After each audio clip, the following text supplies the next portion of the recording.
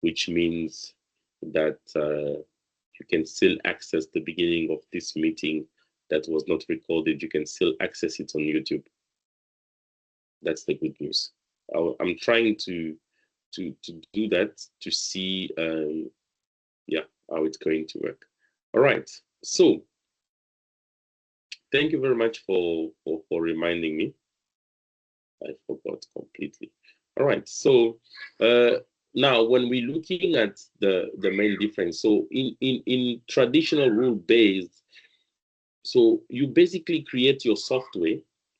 As an engineer, you manually define your if then else logic based on a certain domain logic knowledge. For example, you say if the income of this person, if the income is greater than 5,000 and the age is less than 35, then approve a loan. So you create your software, you put this rules there. So the condition, if the income is more than 5,000 and the age is less than 35, then you have that, which is approving a loan. If not, the other way where you're not approving the loan. So in the traditional based, what will happen is that you solve the problem through explicit programming. You explain the program what it needs to do, and you give the program rules, right? But in machine learning, right? In machine learning, the program does not know. The system is not built on rules. But the machine will learn from hidden pattern from data by themselves. So the system will actually learn pattern from the data and improve its performance automatically without being explicitly programmed. All right, so that is machine learning. So in machine learning, we don't bring the rules, we bring the data and we let the machine learn from the data. And if the machine learns from the data, it's going to create a model. A model will be just kind of a mathematical function which will be used by the new data in order to predict. So in the traditional way of programming, the engineer has defined the rules. You say if someone has a salary of more than 5,000 and the age is less than 35, then you can approve a loan. So in machine learning, the system will train itself on examples of data and to find kind of an hidden relationships. So in this case, the model will learn what pattern typically leads to loan approval based on many past cases. So in a traditional way of doing things, you're going to set up a rule and say 5,000 salary, age 35, approve a loan. But in machine learning, what you're going to do, you're going to provide data. That means you're going to give the machine data. Let's say you have a document where you have maybe a file which has a different income of people. Maybe you have 10,000, the case of 10,000 people. There was the first person, which is the sample one. The salary was 5,000. The age was 50. Was the loan approved? Yes. Your second person, salary 10,000, age 15. Was the loan approved? No. You understand? So you have 1,000 examples like that.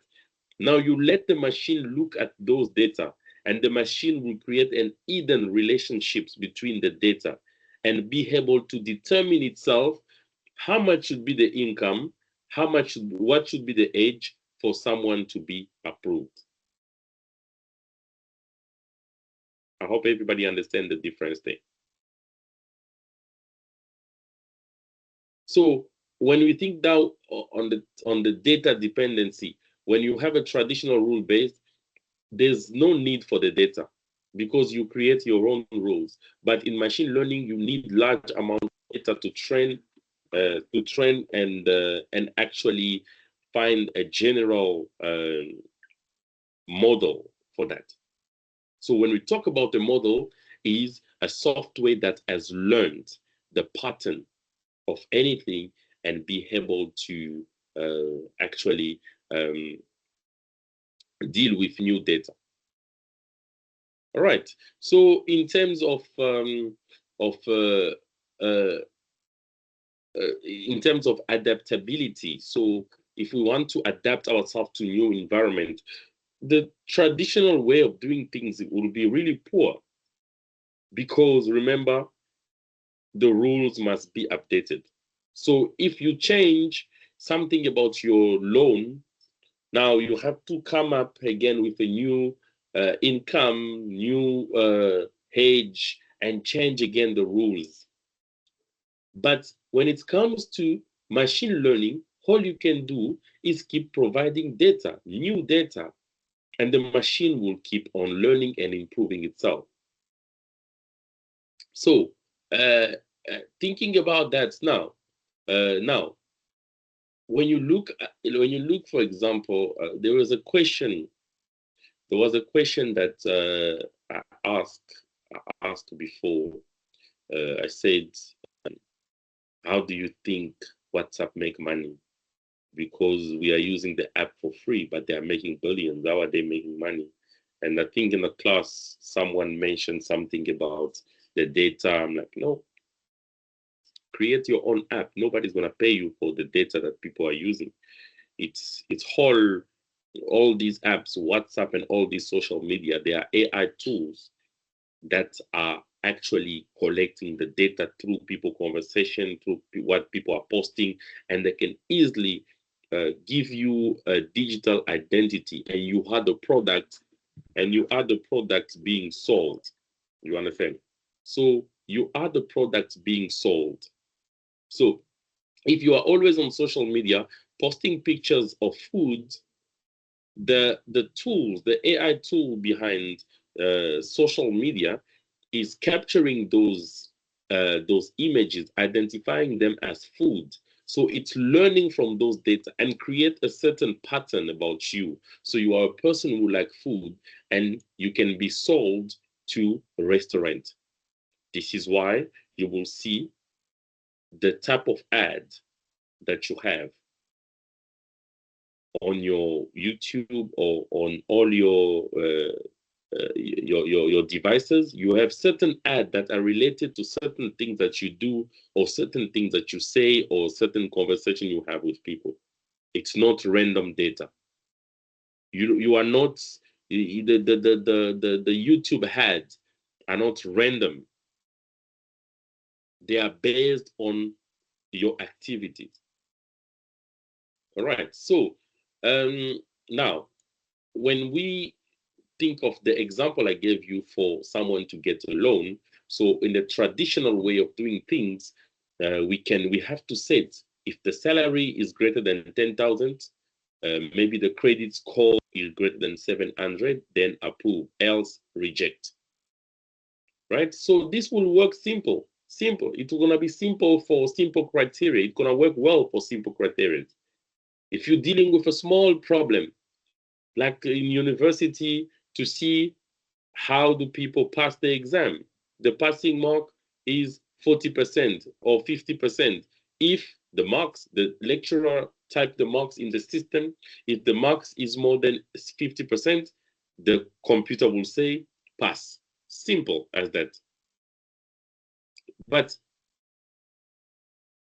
if you have to deal with now a big issue, we have to deal with a big scenario, we will need machine learning, because the machine learning will learn from historical data and be able to actually predict with new data. All right. So this is. I hope everybody understands this. Anybody who doesn't understand? Anybody who has a question here? Any question? Any question, guys?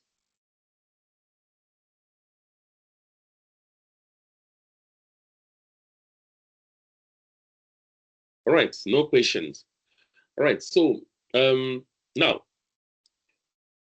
you perfectly understand that is the difference between traditional programming, which we people always do, and machine learning. It's all, the main difference is what? The main difference will be the data. The main difference will be how is how does the machine learn about what it's doing. With machine learning, the machine will learn from data. With traditional, we create the rules. Okay, now when we have this now in machine learning, we're going to have one problem. The problem that we're going to have is sometimes you may not have access to enough data. All right, because you need what we call a data set. So the data set will be all the data that you're going to collect from a certain type of source. All right, from a certain type of source, you're going to collect certain data. So if I'm trying to create a system for university, for a system that will help students with certain tasks, I will need to collect data uh, from that field. You understand? So you can't create an AI tool without proper data. So having the right data is the most important thing with AI. Because if you don't have the right data, you're going to create an AI tool which is not going to be that powerful because you have the wrong data. All right. All right. So um, when we have data sets, so the data sets will be in the data set, we're going to have what we call features. So the feature will be just an individual property of a data set. So let's say, for example, we are looking at what example can I give you? So let's say we are looking at creating an AI tool that will tell you if if oh, let's take the same example. We want to create an AI tool that will tell us if we are accepting or rejecting that loan application. So what are the features here? The features will be, number one, the age of the person. Number two, the salary. So because we are using salary and age to find a pattern to predict if we are giving the loan or not. In that case, then we're going to call them features. So the features are all the information you're going to use to calculate that pattern. All right. So when we talk about a sample, so a sample, it's if you have 10,000 uh, 10,000 cases of people's ages, um, income, and if they were approved for loan, if you have 10,000 people, so those cases are what we call a sample. So a sample is just a collection of features extracted from objects. You understand? So that is a sample. So when you talk about a data set, is the whole set of data. So the 10,000 names of people and the information. So those are the data sets. So a sample is one, and the data set is everything, and features are those information that you're going to use to actually create that AI. But we're going to talk about it as we move along. You're going to see that on a different level, that's the difference between machine learning and deep learning. As we move to deep learning, the features become difficult to identify.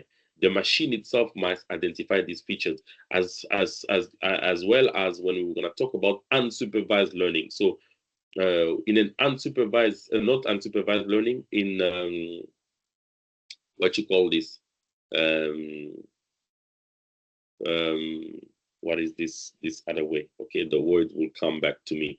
Um, not unsupervised, in clustering. Yes, clustering method where you can't set the features, the computer itself will set the features. So this is one of the things that we're going to talk about. All right, so this is about the data sets. But now remember, guys, we may end up with data that are not enough. So if you create, let's say you're creating a system that you're going to use to identify between male and female. So you will need enough data of male, enough data of female, or else your system will have a certain bias. All right. So as we collect this data, as we have the data, with our data set, the machine, if we have 10,000 pictures that we want, let's say we want our machine, but let's say we want to create an AI tool, as I said, in the university or in a class that will look at the images from the camera and identify if this is a male or female. So if we have, as we're training our system to understand how to determine between male and female, or let me look at, okay, male and female become too complex, when we look at dogs and cats. So if we give 5,000 pictures of dogs, different type of dogs, different type of breed of dogs, and we have 5,000 pictures of cats, if we give all the 10,000 pictures to the machine will learn. And we're going to tell ourselves that the machine is good. It can now determine between cats and dogs. But there will be a problem here. How do we know without testing the machine? So this is why we're going to take the data. We're going to do a data splitting. It means out of 10,000 pictures, we may take 8,000 pictures, which we're going to use as a training set, which means we're going to use 8,000 pictures to train the machine. And then we're going to use, there's 2,000 pictures left. And then we're going to use maybe 1,000 picture as a validation set and 1,000 as a testing set. I know you may ask yourself, what's the difference between validation set and testing set? All right. So is there anybody who knows the difference between validation set and test set?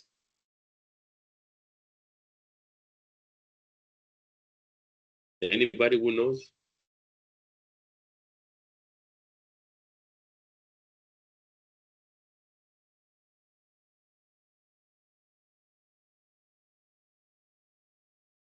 Anybody who knows?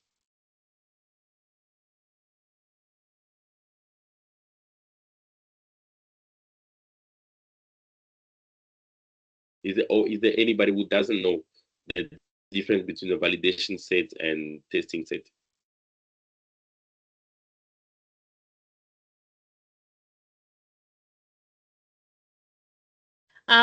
I think the model testing set is the data used to test the model after training. Then the validation set is the data used to validate the model after it has been tested. No, not really. Okay, so the difference is this. Remember now, training sets. So the training sets are those data that we're going to use to teach the model to learn from pattern, and in that process, they're gonna be an update of all the weight and bias, all the weights to see for the model to learn. And this training set will be used for model training. So we're going to train the model with the training set. Now, the validation set is just there to do what we call a tuning, to tune the model. So this is you have you remember the difference between hyperparameters and parameters. So we said the hyperparameter are the setting that you as a developer you're going to set. Remember, you're going to set if you have a neural network. In a neural network, you're going to set how many nodes we're going to have in a neural network. So maybe you have many layers you're going to have.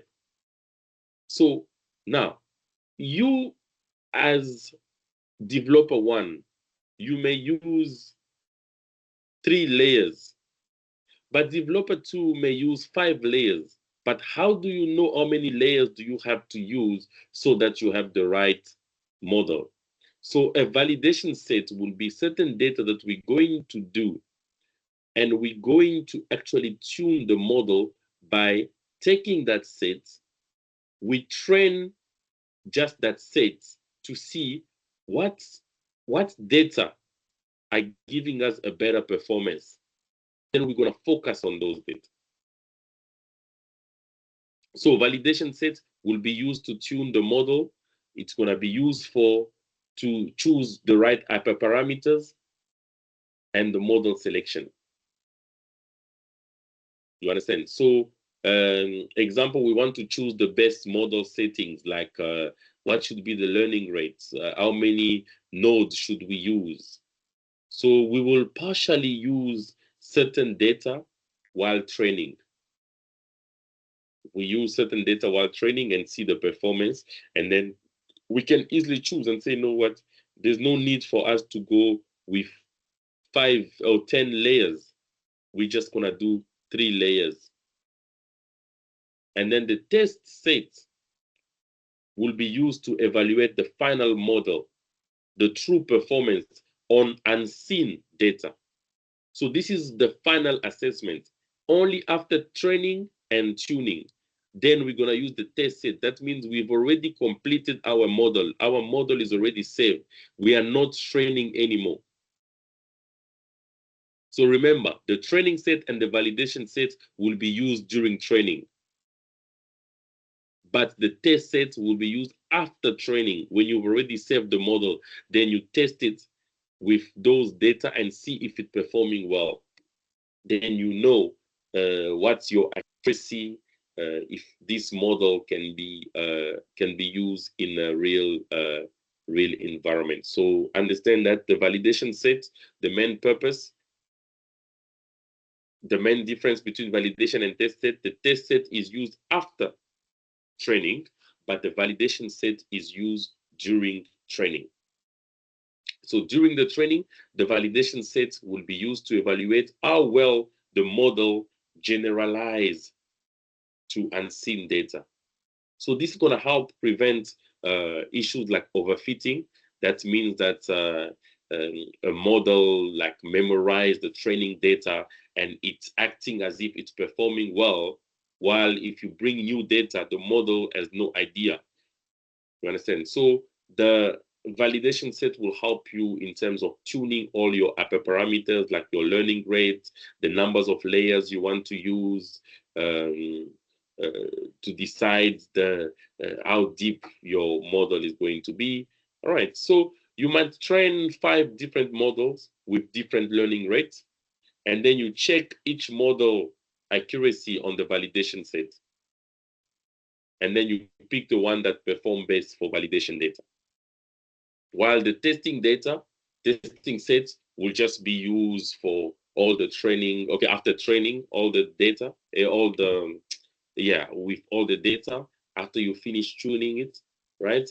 So the test set will provide the estimation, the model performance on unseen data. Okay, so basically the test set will simulate how the model will perform in a real world.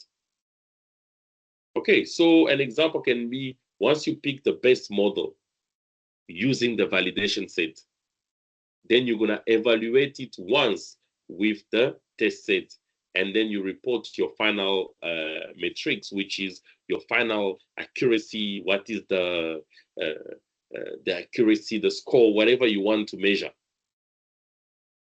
Okay, so commonly, usually the type of split that people can do, we can do maybe 70% of your data is used for training, 15% of the data is used for validation, and then 15% for testing. Or you can do maybe 80, 10, 10. Right? So that's how it can work. right?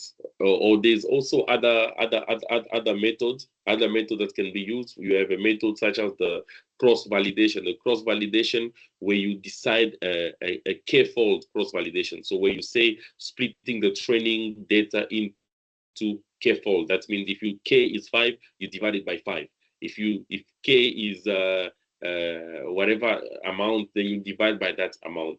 So each time you use one fold for validation and then the rest for training. So if I said divide by 5, it means I will take one part of the 5, I will use it for validation, and then the rest I will use it for training, right? And then in the k-folds, what we're going to do is we take, let's say you divide the data by 5, you take one part of the data. If you divide by 5, 10,000, if you divide by 5, it gives you what? It gives you 2,000, right? So you take the first 2,000 samples. So from sample 1 to number 2,000, you're going to use it for validation. Then you train your model. You have model 1 that you've trained, your first AI. Then you take the second group from number 2001 to number 4000. You use it as a validation, and then you train the whole model again. Now you have model 2. So you train it maybe 5 times like that. So you have 5 different models, and then you check now with the testing set to see which model is performing well with what data. Then that's the model that you're going to use. All right. So just to summarize that part for you, you need to understand the training sets are there to the main purpose of the training set, and the testing set of the training set is to train the model. Testing set is for the final evaluation. Validation set is for model tuning. So validation set is used during training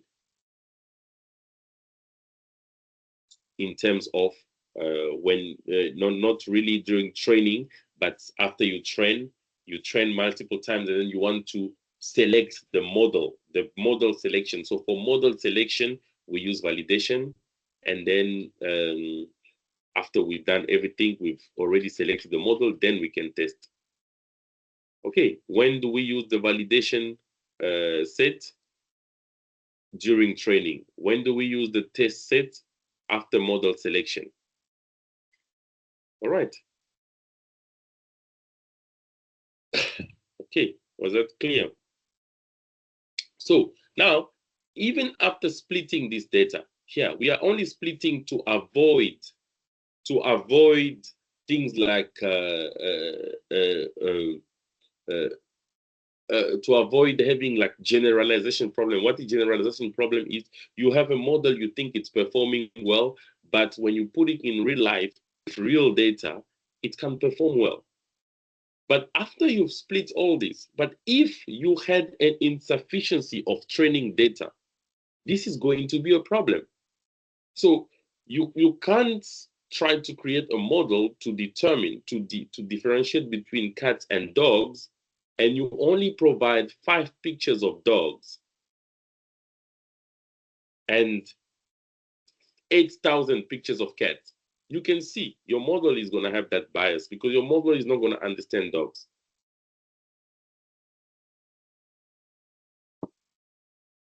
So looking at that, one of the practical challenges in machine learning is addressing the issue of data. So this is one of the main issues, the insufficiency of training data. So when your training data are insufficient, your model may overfit. That means that your model is performing very well in training. You think you've done the best model ever. You clap for yourself, you say, I'm getting 99% accuracy while training. But it's just that your model has not been exposed to more data. But now, when you have to use it in real life, it can perform well. It failed to generalize. It underperformed. So when the data is too small, the model will learn noise instead of patterns. That creates an overfitting problem. It's going to fail to capture the true data diversity, because you did not. Even you as a person, if you are not exposed to many data, you may be judgmental. It's like what we do exactly when we meet new people. If you have not spent time with them, you haven't experienced them, you may judge them the wrong way. You may underestimate them. You may judge them a certain way. But as soon as you spend more time, you have more information, you become better at knowing them, at understanding them. The same thing machine also do. They fail to capture the true data diversity when they are not exposed to more data. They produce an unstable result when new data arrive. Okay? Because they cannot represent all possible features combination. There was not enough data. So the solution to that will be a data augmentation. And the data augmentation needs to be done properly. So basically, when we talk about the data augmentation, what we mean by that is we create more training examples from existing one without collecting new data. That is data augmentation. So data augmentation uh, does not always mean that we must go and collect more data. No, sometimes it's just mean that we need to take the data that we have and transform them. For example, you have pictures of dogs. You just flip the pictures. They must be upside down so that your model gets to understand even if pictures are in different position, different. If a dog is looking left, looking right, it still learn from those patterns. So we basically, when we're dealing with images, when we talk about data augmentation, when we're dealing with images, we can do zooming, we can stretch the image, we can add noise, flipping the images, we can crop the image, we can rotate the image, and so those are commonly used image data augmentation methods.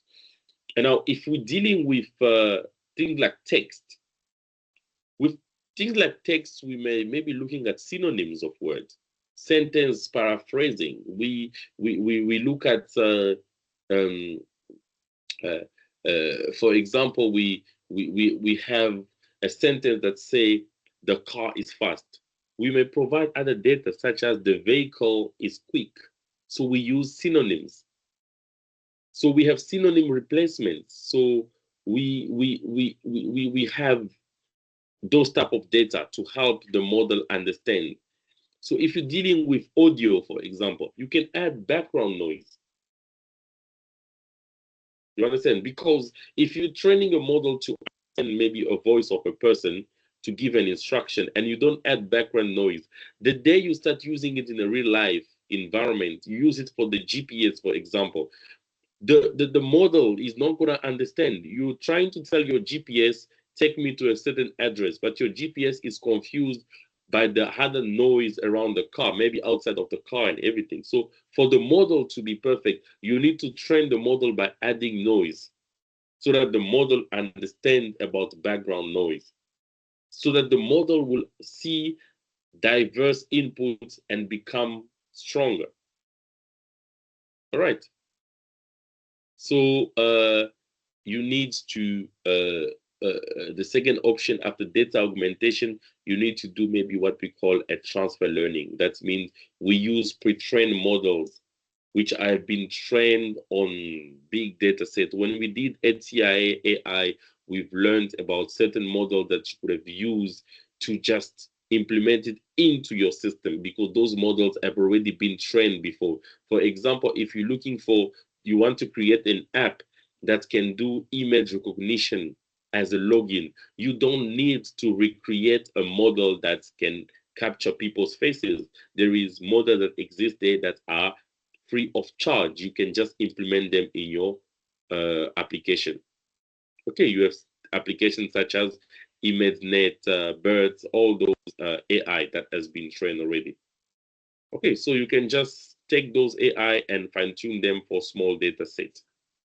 Okay, so the advantage of using those extras, it's going to help you to reduce all the data requirement because you don't have to collect the data and do all those work. You can just take this AI tool and actually implement them into your system. All right, so those are ways we can actually fix the issue of data. All right, after augmenting the data, we can actually solve the overfitting and underfitting issues with all these methods. All right, guys, this will be all for today, and tomorrow we're gonna start with the concept of underfitting and overfitting, how your model can end up underfitted or overfitted, despite the fact that you have the right data. So you have to be very careful with that. But we're gonna talk about it tomorrow. Is there any question?